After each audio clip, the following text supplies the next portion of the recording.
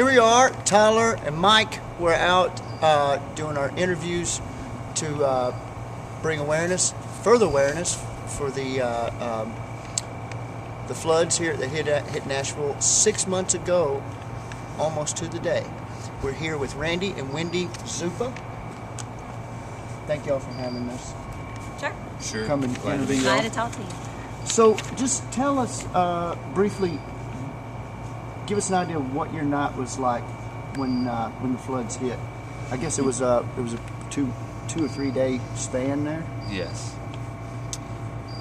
Initially on the Saturday before the floods, we knew that there was a lot of water, but we never dreamed that where we were that we would be flooded. And you live right on the Harpeth. We live. We got a creek runs behind our lot line into the Harpeth. Yeah. Okay. Okay. And so Sunday morning we woke up and looked out, and the field behind our house looked like a lake, basically. And so I left to go handle some flooding at my office. Left her with the kids, and kept getting calls from her about, updates about where the water was. The water's up to the deck now, and so we were coming up with a game plan at that point of how to get, her and the kids, because at that point I could not get to them. The streets were closed. The streets were all closed. The interstate was closed. So we came up with a game plan to contact a friend. And her husband was my rescue. Yeah. But how terrifying was that for you? That your family is there. It was a very helpless feeling, knowing that they were there and I couldn't get to them. I waited probably 30 minutes too late to leave where I was to get to them, and at that point I didn't see them again for over 24 hours. So I can only imagine. Literally, I mean, there was a guy right here in Bellevue had left his house, came down here to watch a football game or something at a sports bar, and I feel so bad. I can't remember his name. It was just in the news. I just found his body, and he went back. He went back home. Yeah. Drove back home, and he he waited just maybe 30 minutes too late. Yes. And you go through this rush. I mean, at the time our son was 6 months old and our daughter was 4, and I still didn't think the house was going to flood. I thought maybe our street would flood, but I really didn't think that it was going to get in the house. And at the time, I grabbed a change of clothes for everybody, and I grabbed our camera. And a friend, came rescuing in like a knight in shining armor with a big truck, and we barely made it out. We're the last vehicle out of our neighborhood. Yeah. Everybody else came out by boat. So you're just going, and I think it's, once we were sitting there and you couldn't do anything, you can't see your house because by this point, the streets have flooded. You can't get to your home.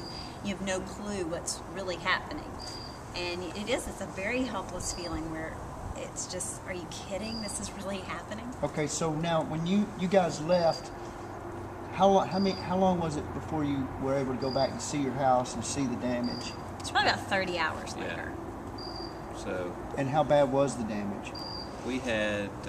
No, we were definitely not the worst. That's right. We can definitely count our blessings. But 5 houses up from us, they had 4 feet of water in their house, and we had 18 inches of water in our house.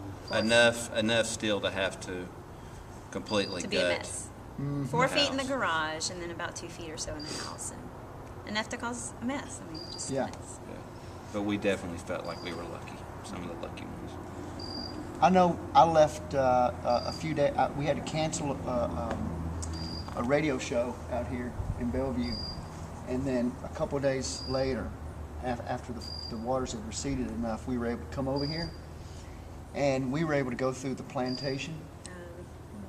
And we had, like I say, we were shut off from what was going on in Nashville because we didn't have power, and so it was the first time we had a lot of devastation in Goodlettsville. Sure. But when we went through Plantation, it was, because we were familiar with that neighborhood. We lived just down the street from here when our son was born. And it was unimaginable that would happen in Nashville. That entire neighborhood was destroyed. I mean, there's got to be 1,500 units over there. Oh, it was big time. And even on our, street, you look back and, at the end of that first week when everything is ripped out of your house and you have these huge mounds of debris piled in the front yard, and I stood in our driveway and I took pictures looking down our street, and there was just debris. It was like a war zone. It was like a war zone. If you go back and look at those pictures, there's trucks parked everywhere, utility vehicles, people ripping, it was just a mess. I mean, It's as bad as any footage you see after a hurricane. Oh yeah. It's the same. It was the same exact devastation.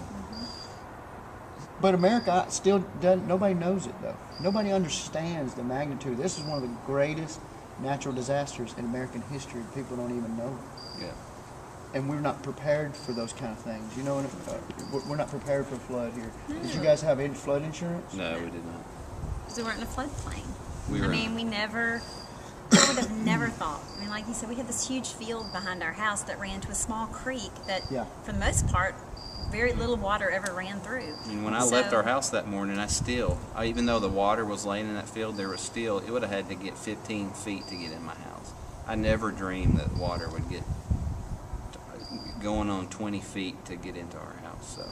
Yeah, if there would have been any indication of that, I would have never. You'd never have left, or you'd have jumped. You'd have we would have loaded all everybody left up sooner. and left. Yeah. We would have left sooner. Well, so now what's the next step for you guys? You don't have insurance. You have a house. You probably have a house note. FEMA was very good to us, and so thankfully we had money from a grant from FEMA. And to be quite honest, the repairs that we made to our home, we kind of budgeted the FEMA money. You've been given some great resources, and so we utilized those resources to put back in our house.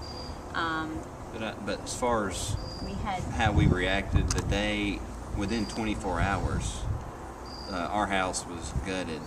24 hours after we got back in, our house was pretty much gutted from 4 feet down. You have an incredible support system, and your friends and your church and your community. Where do these people come just from? started showing up. But I where don't do these people know. come from though? Because everybody's. I don't know. Everybody in your neighborhood was devastated. It was like we walked back into our house for the first time, early that afternoon, and by that evening, people just started showing up. There were probably 20 people at our house. I don't know how they knew we'd been flooded. I don't know how they got to our house, but people just showed up, and it just speaks volumes to what our city is all about. There is no earthly way. There's no way for us that to explain. we could have made it through without our friends and our community, because when you're standing there all together and you're watching the water, and the sense of togetherness and oneness was awesome. And it has just continued. Yeah. People would walk our sidewalks offering us food and drinks and a helping hand, and how thankful. We just can't be thankful enough. We can never say thank you enough, because that's been huge. That's how the you biggest recover. thing. You could never thank people. There's no words to express how thankful you are to people. Isn't it and that's amazing? hard. Yeah, it's amazing how out of something so devastating, something so enlightening and life enriching. God has humbled us. Yeah. He has humbled us, and I'm usually the giver. I'm the one who likes to help others, and I've been taught a huge lesson. And there have been lots of people who have a very Christ-like spirit, and they've been our relief and our support. So we're blessed. Because this is definitely something that God wants people to do, is to help one another and to reach out to one another, and it's our job to accept it too. People don't realize that we're called to help, but we're also called to be humbled and let people help us. Yeah. And that was a hard lesson for she and I to learn. That was a tough pill for us to have to swallow, but we needed it. Yeah. Whether we knew it or not, we needed the help. And so that was hard. Well, thank you guys for coming out, sharing your story. A beautiful story.